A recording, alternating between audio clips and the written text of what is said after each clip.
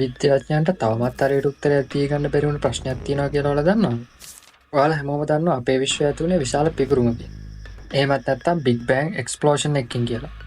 නමුත් මේ බිග් බෑන් එක ඇති වුණේ කොහොමද? බිග් බෑන් එකට කලින් තිබුණේ මොනවද කියන එකට තවමත් උත්තරයක් නැහැ. මේකට සරලම උත්තරේ තමයි කිසිම දෙයක් තිබුණේ නැහැ කියන එක. එහෙමත් නැතිනම් nothingness කියන සංකල්පය. මේ nothingness සංකල්පයත් සමග විද්‍යාඥයන් නිගමනය කරනවා බිග් බෑන් එකකින් පස්සේ තමයි මේ කාලය හා අවකාශය කියන දෙකම නිර්මාණය වුණේ කියලා.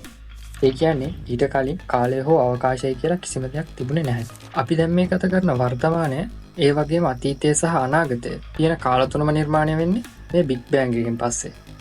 ඒ වගේම අපි දකින්න සියලුම පදාර්ථ නිර්මාණය වුණේ මේ බිග් බෑන් එක්ස්ප්ලෝෂන් එකෙන් පස්සේ තමයි.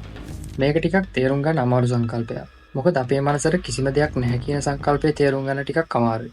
මේක බුදුදහමේ නිවන කියන සංකල්පයත් එක්ක බොහෝ දුරට සමාන ලක්ෂණ පෙන්වනවා. මම මේක උදාහරණයකින් පැහැදිලි